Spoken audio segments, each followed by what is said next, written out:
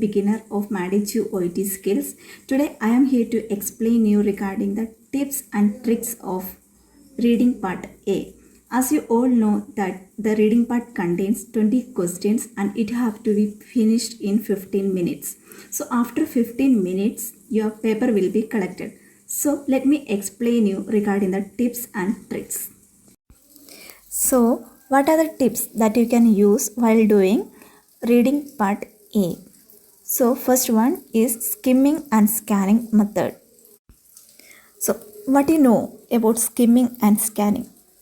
Let me explain you. Skimming means reading rapidly in order to get a general overview. That means while reading you have to read fast and get an overview about the paragraphs. And what is scanning? Reading rapidly in order to find specific facts. So when you are doing these methods, first of all you have to search for the clues like titles, section headings, subheadings, names. That names may be a person's name or devices or body parts, anything, and abbreviations, numbers and percentages. And now I will be explaining you detail regarding reading part A with an example. Here it's a paragraphs given. Text 1, text 2, text 3 and text 4. And now you start with a skimming.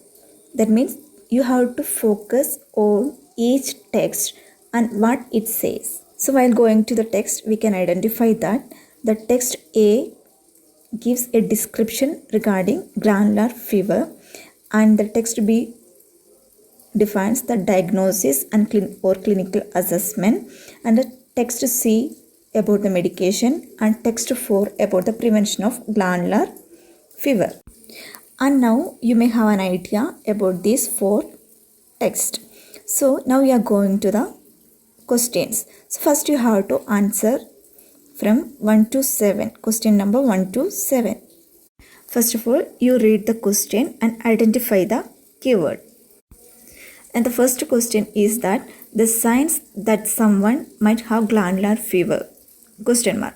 So that keyword comes signs. So while saying signs itself, you can understand that it is something about the diagnosis. So we have already a general idea about the 4 texts, and we have seen that the first text contains the description, second text contains diagnosis or signs and symptoms or general symptoms, and the third text contains medications, and the fourth test contains prevention or the management.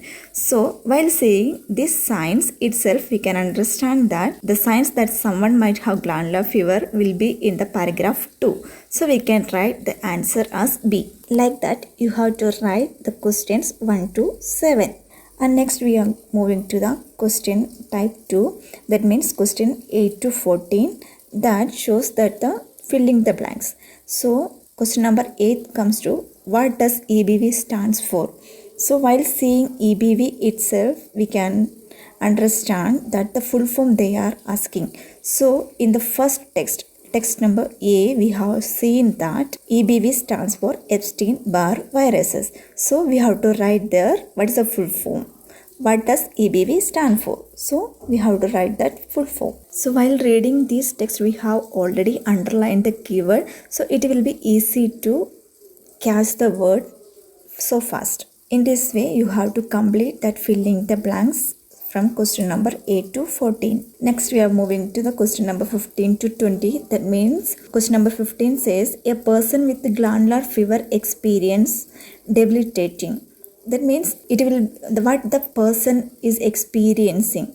That means that will be coming under the diagnosis or the signs and symptoms. So we can, as we have an overview about them, we will come to know that it will be in the text B. So while we are moving to the text B, we can see that it's already given debilitating tiredness and fatigue. So that will be the answer. Like this, whenever you do a reading part A, you have to focus the sequence how they are given, and while identifying that sequence, you will be easily able to locate your answers. So when you read once the questions, it will automatically come into your mind that this answer will be in the particular paragraph. So you can easily locate your answer itself.